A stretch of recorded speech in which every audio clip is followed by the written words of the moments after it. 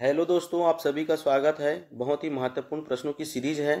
ठीक है, आज हम देख रहे हैं नेक्स्ट पहला प्रश्न है, निम्नलिखित में से कौन सा राज्य पूर्वोत्तर भारत के 7 सिस्टर राज्यों का सदस्य नहीं है। इन चारों में से कौन सा भारत के पूर्वोत्तर 7 सिस्टर में शामिल नहीं है। तो इसका सही आंसर हो जाएगा सिक्किम जो है शामिल नहीं है। ठीक है, सिक्किम को क्या कहा जाता है तो याद रखिए, सिक्किम को फल उद्यानों का स्वर्ग कहा जाता है।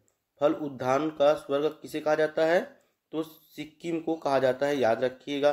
ठीक है, सिक्किम को भारत के कौन से नंबर के राज्य बने हैं। सिक्किम 22वां राज्य है। 22वां नंबर का राज्य कौन सा है, सिक्किम है। ठीक है, 26वें संविधान संशोधन में शामिल किया गया है। 26वें संविधान संशोधन में शामिल किया गया है। ठीक है, याद रखिए कब, 1975 को। ठीक है, उसके बाद याद रखिएगा पर्यटकों का स्वर्ग किसे कहा जाता है। पर्यटकों का शहर भी कहा जाता है, पर्यटकों का स्वर्ग भी कहा जाता है। पर्यटकों का स्वर्ग किसे कहा जाता है तो सिक्किम को कहा जाता है। सबसे बड़ी इलायची का उत्पादन कहाँ किया जाता है तो सिक्किम में किया जाता है। सबसे बड़ी इलायची का उत्पादन कहाँ होता है तो याद रखिएगा सिक्किम में होता है। नेक्स्ट प्रश्न है, किसी पदार्थ की मात्रा को मापने के लिए निम्नलिखित में से किस इकाई का उपयोग किया जाता है। तो इसका सही आंसर हो जाएगा ऑप्शन नंबर बी, मोल का उपयोग किया जाता है। ठीक है, लक्स किसकी भौतिक राशि है। लक्स जो है प्रदीप्त घनत्व की राशि है। ठीक है, प्रदीप्त घनत्व की भौतिक राशि है। ठीक है, टेस्ला किसकी भौतिक राशि है तो याद रखिएगा जो टेस्ला है चुंबकीय प्रेरणा का। ठीक है, याद रखिएगा। जूल किसकी भौतिक राशि है तो जूल जो है कार्य, ऊर्जा और ऊष्मा की। ठीक है, याद रखिएगा भौतिक राशि है। अगर वीडियो अच्छा लगे तो चैनल को जरूर सब्सक्राइब करें। ये रीजनिंग से आए हुए प्रश्न है। नेक्स्ट प्रश्न है, कुंडलकुलम नाभिकीय विद्युत परियोजना किस राज्य में स्थित है।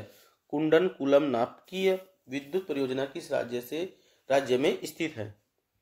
तो इसका सही आंसर हो जाएगा ऑप्शन नंबर सी, तमिलनाडु में स्थित है। कहाँ स्थित है, तमिलनाडु में स्थित है। तो तमिलनाडु के कहाँ पे स्थित है तो याद रखिए तमिलनाडु के कन्याकुमारी में। ठीक है, कहाँ पे, कन्याकुमारी में स्थित है। ठीक है, उसी प्रकार यहाँ गुजरात में क्या है तो याद रखिएगा गुजरात में काकरापारा है। काकरापारा संयंत्र स्थित है। ठीक है ना, परमाणु ऊर्जा संयंत्र है। परमाणु ऊर्जा संयंत्र स्थित है। ठीक है, याद रखिएगा। ठीक है, कर्नाटक में क्या है तो याद रखिए कर्नाटक में केगा परमाणु है। केगा परमाणु कहाँ स्थित है, केगा परमाणु जो है कर्नाटक में स्थित है। ठीक है, याद रखिएगा। ठीक है, उसी प्रकार याद रखिएगा राजस्थान में क्या स्थित है तो राजस्थान में रावत भाटा है। रावत भाटा परमाणु ऊर्जा संयंत्र कहाँ स्थित है तो राजस्थान में स्थित है। याद रखिएगा, बहुत ही महत्वपूर्ण है सभी प्रश्न आपके लिए। याद रखिएगा भारत का पहला परमाणु विद्युत संयंत्र कौन सा है तो याद रखिएगा विद्युत संयंत्र कौन सा है तो याद रखिएगा तारापुर परमाणु संयंत्र। भारत का पहला परमाणु विद्युत संयंत्र कहाँ है तो तारापुर में है। याद रखिएगा तारापुर कहाँ है तो याद रखिएगा महाराष्ट्र में। ठीक है, याद रखिएगा। नेक्स्ट प्रश्न है, इसरो ने किस वर्ष में मार्स ऑर्बिटर मिशन की शुरुआत की। बताइए इसका सही आंसर क्या होगा। इसरो ने किस वर्ष में मार्स ऑर्बिटर मिशन की शुरुआत की है तो इसका सही आंसर हो जाएगा ऑप्शन नंबर बी, सन 2013 को। ठीक है, याद रखिएगा, बहुत ही महत्वपूर्ण प्रश्न है। उसी प्रकार याद रखिएगा भारत का पहला उपग्रह कौन सा है तो याद रखिएगा भारत का पहला उपग्रह कौन सा है तो याद रखिएगा आर्यभट्ट। क्या है, आर्यभट्ट है। याद रखिएगा। ठीक है, 19 अप्रैल 1975 को 75 को सोवियत संघ, थोड़ा लिखने में मिस्टेक हो रहा है, लिखने का जगह नहीं है, तो सोवियत संघ के बैकनूर अंतरिक्ष केंद्र में इंटरकोसम प्रक्षेपण द्वारा अंतरिक्ष में छोड़ा गया था। ठीक है, इतना सुन लीजिएगा। ठीक है, नेक्स्ट प्रश्न है, निम्नलिखित में से कौन सी DRDO द्वारा विकसित एक मल्टी बैरल रॉकेट सिस्टम है? बताइए, इन चारों में से कौन सा DRDO द्वारा निर्मित विकसित एक मल्टी बैरल रॉकेट सिस्टम है? तो इसका सही आंसर हो जाएगा ऑप्शन नंबर सी, पिनाका। कौन सा है? पिनाका है। ठीक है, पिनाका के बारे में कुछ जान लीजिएगा। पिनाका जो है भारत द्वारा बनाया गया है। किसके द्वारा बनाया गया है? तो भारत के द्वारा बनाया गया है। ठीक है, बहुत ही महत्वपूर्ण है।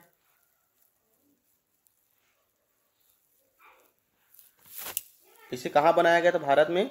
तो पुणे में बनाया गया था। ठीक है ना, याद रखिएगा, इतना बहुत ही महत्वपूर्ण है सभी प्रश्न। नेक्स्ट प्रश्न है, नेक्स्ट प्रश्न आया तो मैथ से प्रश्न आया, पूछा गया है। ये शिफ्ट आपको बता दें, ये 28/12/2020 को पूछा गया शिफ्ट क्रमांक 1 का है। ठीक है ना, ये सभी एग्जाम के हैं, आपके NTPC ग्रुप डी के लिए बहुत ही महत्वपूर्ण है, आपके सभी एग्जामों के लिए महत्वपूर्ण है। अगर वीडियो अच्छा लगे तो चैनल को जरूर सब्सक्राइब करें। ठीक है, ये रीजनिंग के प्रश्न आए, मैथ्स के प्रश्न आए हैं। नेक्स्ट प्रश्न है, उबांटू क्या है? बताइए इसका सही आंसर क्या होगा? उबांटू क्या है? बताइए उबांटू क्या है? तो इसका सही आंसर हो जाएगा, उबांटू जो है ऑपरेटिंग सिस्टम है। क्या है? ऑपरेटिंग सिस्टम है। ठीक है, नेक्स्ट प्रश्न है, इसके बाद मैथ से प्रश्न आए हुए थे। नेक्स्ट प्रश्न है, सबरीमाला मंदिर कहाँ स्थित है? बताइए, सबरीमाला मंदिर कहाँ स्थित है? तो याद रखिएगा, जो सबरीमाला मंदिर है वो है केरल में स्थित है। कहाँ स्थित है? ठीक है, केरल में स्थित है। यह मंदिर किसके लिए प्रसिद्ध है? तो याद रखिएगा, भगवान अयप्पा स्वामी को समर्पित है। ठीक है, किसको समर्पित है? सबरीमाला मंदिर कहाँ स्थित है? तो केरल में स्थित है। और भगवान किस भगवान के लिए जाना जाता है? तो अयप्पा स्वामी को समर्पित है। ठीक है ना।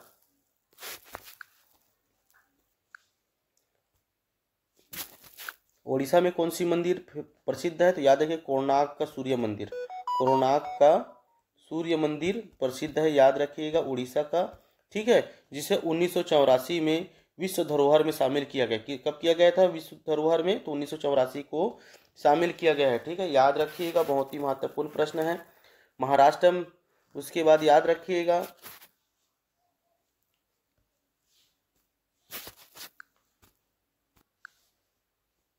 नेक्स्ट प्रश्न है, निम्नलिखित में से कौन सा स्मारक दिल्ली में स्थित नहीं है? इन चारों में से कौन सा स्मारक दिल्ली में स्थित नहीं है? तो इसका सही आंसर हो जाएगा ऑप्शन नंबर बी, बुलंद दरवाजा, जो दिल्ली में स्थित नहीं है। बुलंद दरवाजा कहाँ स्थित है? तो याद रखिएगा, फतेहपुर सीकरी में स्थित है। ठीक है, याद रखिएगा। और फतेहपुर सीकरी कहाँ है? तो उत्तर प्रदेश में। कहाँ है? उत्तर प्रदेश में है। बुलंद दरवाजा का निर्माण किसने करवाया था? तो याद रखिए, बुलंद दरवाजा का निर्माण अकबर ने कराया था। किसने कराया था? अकबर ने करवाया था। ठीक है, किस खुशी में बनवाया था? तो याद रखिएगा, गुजरात विजय के उपलक्ष्य में बनवाया था। जब गुजरात जीते थे तो फतेहपुर सीकरी बनवाया था। ठीक है, इसके बाद ध्यान रखिएगा और याद रखिएगा, अकबर का मकबरा कहाँ स्थित है? तो याद रखिएगा, अकबर का मकबरा जो है उत्तर प्रदेश के सिकंदरा में स्थित है। याद रखिएगा, ये सभी प्रश्न पूछे जाते हैं। ठीक है, बीबी का मकबरा कहाँ स्थित है? तो याद रखिएगा, बीबी का मकबरा कहाँ स्थित है? तो औरंगाबाद महाराष्ट्र में। ठीक है, याद रखिएगा, बहुत ही महत्वपूर्ण प्रश्न है ये सभी आए हुए। नेक्स्ट प्रश्न है, वर्ष 2019 के लिए 55वें ज्ञानपीठ पुरस्कार से किसे सम्मानित किया गया था? बताइए इसका सही आंसर क्या होगा। तो इसका सही आंसर हो जाएगा ऑप्शन नंबर बी, ये चैतन्य नंबूदिरी जी को। ठीक है, इसके बाद मैथ्स के प्रश्न पूछे गए हैं। ठीक है, तो देख लीजिएगा।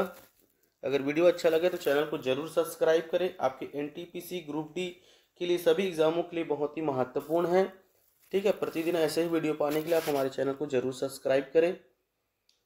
नेक्स्ट प्रश्न है, महात्मा गांधी ने साबरमती से लेकर डंडी तक प्रसिद्ध नमक मार्च शुरू किया। डंडी गुजरात के किस जिले में स्थित है। बताइए इसका सही आंसर क्या होगा। तो इसका सही आंसर हो जाएगा ऑप्शन नंबर बी, नवसारी से प्रारंभ किया गया। ठीक है, कब प्रारंभ किया गया था। तो याद रखिएगा 12 मार्च 1930 से। गांधी जी ने अपने कितने सदस्यों के साथ किया था। तो 78 समर्थक के साथ। कितने समर्थक के साथ। तो 78 समर्थकों के साथ उन्होंने साबरमती स्थित अपने आश्रम से लगभग 384 किलोमीटर, कितने किलोमीटर की दूरी की है। 384 किलोमीटर की दूरी को डंडी के लिए प्रस्थान किया था। ठीक है, और कितने दिन लगे थे। तो याद रखिएगा टोटल 24 दिन की यात्रा थी। कितनी दिन की यात्रा थी। तो 24 दिनों की यात्रा के पश्चात 5 अप्रैल, याद रखिएगा 5 अप्रैल 1930 को गांधी जी डंडी गांव पहुंचे। ठीक है, 5 अप्रैल 1930 को गांधी जी डंडी गांव पहुंचे। ठीक है, डांडी गांव पहुंचे। ठीक है, और उसके बाद याद रखिएगा 6 मार्च 1930 को डांडी में मुट्ठी भर, याद रखिएगा मुट्ठी भर नमक को उठाकर गांधी जी ने नमक कानून को तोड़ा। ठीक है, ये थोड़ा लिखने में प्रॉब्लम होता है, आप सपोर्ट करेंगे तो हम जरूर आपके लिए सुविधा उपलब्ध कराएंगे। हमारे चैनल को आप जरूर सब्सक्राइब करें, लाइक करें, शेयर करें। नेक्स्ट प्रश्न है, ये सभी मैथ्स के प्रश्न पूछे गए हैं, आप जरूर देखिएगा इसको। नेक्स्ट प्रश्न है,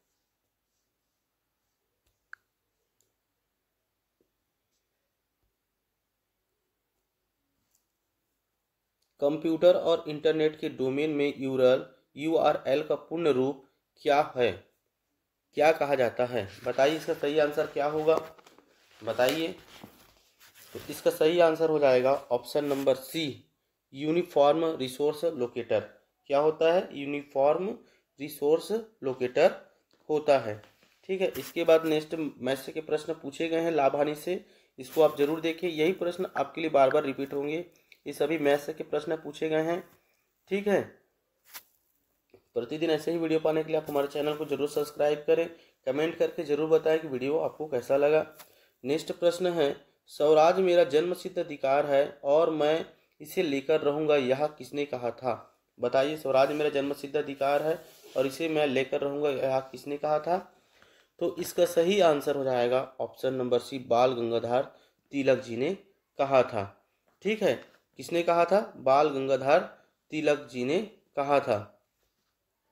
ठीक है, भगत सिंह का क्या नारा था। तो याद रखिएगा भगत सिंह का नारा था इनकलाब जिंदाबाद। ठीक है, क्या था। इनकलाब जिंदाबाद था। ठीक है, और इस नारा को कब दिया था भगत सिंह ने। तो 1921 को। कब दिया है। 1900। इनकलाब जिंदाबाद का नारा 1921 में हसरत मोहनी ने दिया था। किसने दिया था। तो याद रखिएगा हसरत मोहनी ने दिया, जिसे भगत सिंह आदि ने लोकप्रिय बनाया है। किसने दिया था ये। तो याद रखिएगा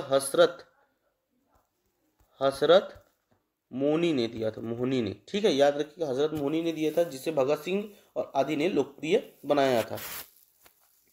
ठीक है,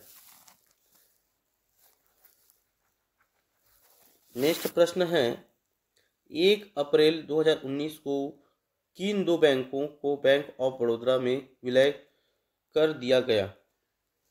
बताइए। तो इसका सही आंसर हो जाएगा option number C, Vijaya bank और देना बैंक को। किसको विजया बैंक और देना बैंक को मिला दिया गया। ठीक है, याद रखिएगा, बहुत ही महत्वपूर्ण है। वर्तमान में भारत में सार्वजनिक क्षेत्रों में बैंकों की संख्या कितनी है? तो याद रखिएगा 12 है। कितनी है? 12 है।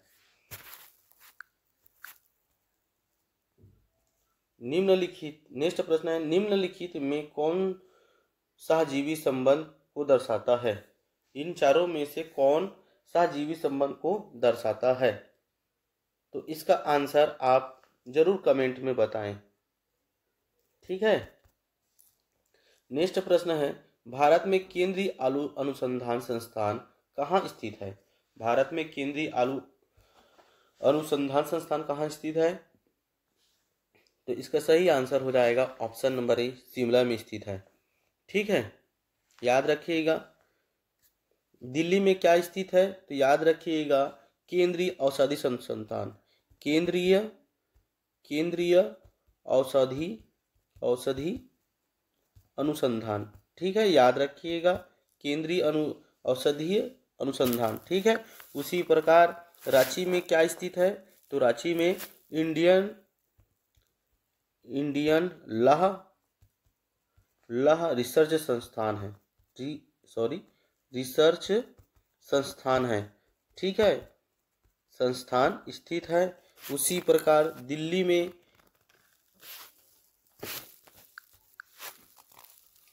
ये मैथ्स के प्रश्न आए हुए हैं, देख लीजिएगा। नेक्स्ट प्रश्न है, निम्नलिखित में से कौन सा देश बिस्मेटक का सदस्य नहीं है? निम्नलिखित में से कौन सा देश बिस्मेटक का सदस्य नहीं है इन चारों में से? तो इसका सही आंसर हो जाएगा ऑप्शन नंबर डी, मालदीव। कौन सा देश शामिल नहीं है? मालदीव। ठीक है, बिस्मेटक का स्थापना कब हुआ है? तो याद रखिएगा 6 जून 1997 को। कब हुआ है? 6 जून 1997 को। ठीक है, इसमें सदस्य देश कौन कौन से हैं बिस्मेटक के? तो याद रखिएगा भारत, थाईलैंड, म्यांमार, नेपाल,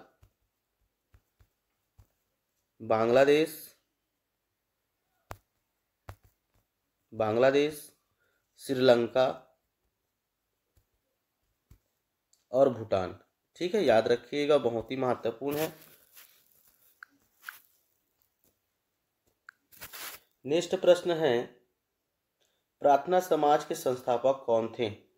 बताइए, प्रार्थना समाज के संस्थापक कौन थे? तो याद रखिएगा प्रार्थना जो समाज के संस्थापक थे आत्माराम पंडुरंग। कौन थे? आत्माराम पंडुरंग थे। प्रार्थना समाज की स्थापना कब हुई थी? तो याद रखिएगा प्रार्थना जो समाज की स्थापना हुई थी 1867 में केशव चंद्र के सहयोग में। किसके सहयोग में हुआ था? तो केशव चंद्र के सहयोग में स्थापना हुआ था। ठीक है, उसी प्रकार याद रखिएगा आर्य समाज की स्थापना किसने की थी? आर्य समाज की स्थापना किसने की थी? दयानंद सरस्वती जी ने की थी आर्य समाज की स्थापना। ठीक है, उसी प्रकार आत्मीय सभा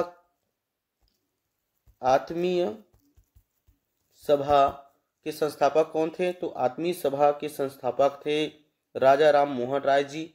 ठीक है, उसी प्रकार रामकृष्ण मिशन की स्थापना किसने की थी? रामकृष्ण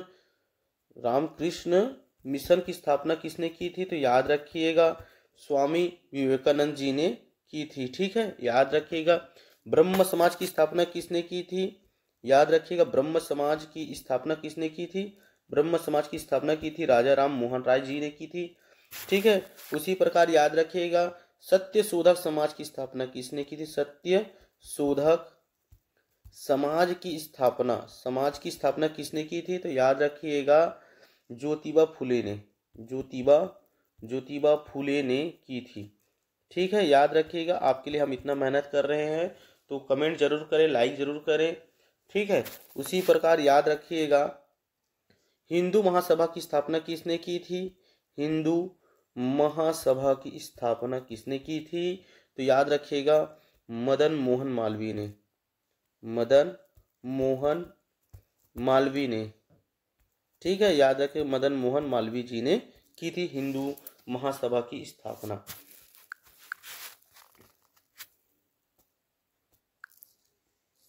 नेक्स्ट 38 नंबर के प्रश्न है, इनमें से दक्षिण अमेरिका के कौन से दो देश स्थल रुद्ध है?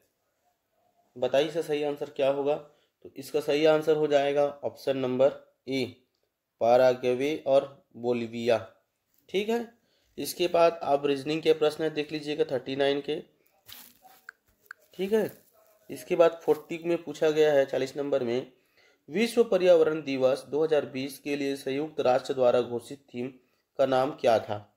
विश्व पर्यावरण दिवस 2020 के लिए संयुक्त राष्ट्र द्वारा घोषित थीम का नाम क्या था? तो इसका सही आंसर हो जाएगा ऑप्शन नंबर ए, जैव विविधता। क्या था? तो जैव विविधता था। ठीक है, विश्व पर्यावरण दिवस कब मनाया जाता है? विश्व पर्यावरण दिवस मनाया जाता है 5 जून को। कब मनाया जाता है? 5 जून को मनाया जाता है। ठीक है, और याद रखिएगा विश्व तंबाकू निषेध दिवस कब मनाया जाता है? विश्व तंबाकू निषेध दिवस कब मनाया जाता है? तो याद रखिएगा 31 मई को मनाया जाता है। इसमें लिखने में परेशानी होता है, आप हमें जरूर सपोर्ट करेंगे तो आपके लिए जरूर सुविधा लाएंगे। ठीक है जी। नेक्स्ट प्रश्न है, मैथ से पूछे गए थे। ठीक है,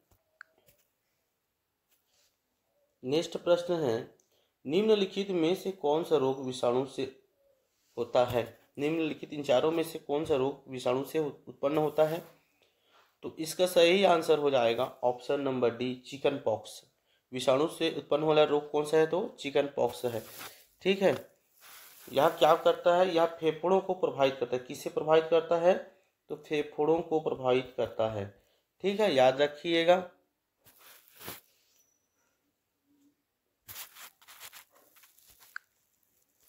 मैथ से प्रश्न आए हुए हैं, उनको आप जरूर देख लीजिएगा, यही सब प्रश्न आपको देखने को मिलेंगे। नेक्स्ट प्रश्न है, किस भारतीय राज्य की मुख्य भूमि की तटरेखा सबसे लंबी है? बताइए इसका सही आंसर क्या होगा।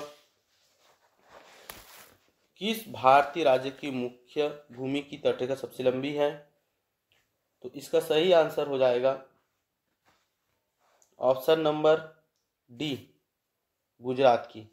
ठीक है, कितनी है? तो याद रखिएगा 1214.7 किलोमीटर। ठीक है, 12.14.7 किलोमीटर। ठीक है, भारत की सबसे छोटी तटरेखा वाला राज्य कौन सा है? तो याद रखिएगा भारत की सबसे छोटी तटरेखा वाला राज्य कौन सा है? तो गोवा है। ठीक है, याद रखिएगा, जिसकी कुल लंबाई कितनी है? 160 किलोमीटर। 160 किलोमीटर, याद रखिएगा। ठीक है, नेक्स्ट प्रश्न है, मैथ से आया हुआ था। इसके बाद याद रखिएगा, भारत की संसद द्वारा पर्यावरण अधिनियम किस वर्ष पारित किया गया था? तो इसका सही आंसर हो जाएगा ऑप्शन नंबर डी, 1986 को। कब किया गया था पारित? तो 1986 को। ठीक है, पर्यावरण अधिनियम कब लाया गया था? याद रखिएगा पर्यावरण अधिनियम लाया गया है 2019 को। कब लाया गया है? पर्यावरण अधिनियम 2019 को लाया गया है। उसी प्रकार याद रखिएगा वन्य जीव संरक्षण अधिनियम कब लाया गया? वन्य जीव संरक्षण अधिनियम कब लाया गया है? तो याद रखिएगा 1972 को लाया गया था। ठीक है, उसी प्रकार याद रखिएगा वन संरक्षण अधिनियम कब लाया गया है? तो याद रखिएगा 1980 को लाया गया है। वन संरक्षण अधिनियम पारित किया गया 1980 को। उसी प्रकार याद रखिएगा भारतीय वन अधिनियम कब पारित किया गया है? तो याद रखिएगा भारतीय वन अधिनियम 1927 को पारित किया गया है। ठीक है, याद रखिएगा उसी प्रकार जल संरक्षण और प्रदूषण नियंत्रण अधिनियम कब लाया गया है? नियंत्रण अधिनियम कब लागू किया गया है? तो याद रखिएगा 1974 को पारित किया गया था। ठीक है। अगर वीडियो अच्छा लगे तो चैनल को जरूर सब्सक्राइब करें। ऐसे ही डिटेल वीडियो पाने के लिए एक साथ कई प्रश्नों के उत्तर आपको मिल रहे हैं। ठीक है। नेक्स्ट प्रश्न है, निम्नलिखित में से किस माध्यम में ध्वनि नहीं जा सकती है? तो इसका सही आंसर हो जाएगा ऑप्शन नंबर बी, निर्वात में ध्वनि नहीं गमन कर सकती है। ध्वनि की तरंग कैसी होती है? तो याद रखिए ध्वनि की जो तरंग है अनुदैर्घ्य होती है। क्या होती है? अनुदैर्घ्य होती है। याद रखिए अनुदैर्घ्य होती है। फिर उसके बाद मैथ के प्रश्न आए हुए हैं। नेक्स्ट प्रश्न है 51 के, निम्नलिखित में से कौन सा दर्रा श्रीनगर और लेह को जोड़ता है? बताइए निम्नलिखित में से कौन सा दर्रा श्रीनगर और लेह को जोड़ता है? तो इसका सही आंसर हो जाएगा ऑप्शन नंबर ए, जोजिला। ठीक है। कौन सा दर्रा जोड़ता है? तो जोजिला दर्रा जोड़ता है। ठीक है। आज के लिए इतना ही। वीडियो अगर अच्छा लगे तो चैनल को जरूर सब्सक्राइब करें। कल 53 के प्रश्न पाने के लिए आप हमारे चैनल को जरूर सब्सक्राइब करें वीडियो और पाने के लिए। ठीक है। आपके सभी एग्जामों के लिए महत्वपूर्ण है, आपके एनटीपीसी, ग्रुप डी, एसएससी। ठीक है। एनटीपीसी, ग्रुप डी, एसएससी सभी एग्जामों के लिए बहुत ही महत्वपूर्ण है। ठीक है। तो आज के लिए धन्यवाद।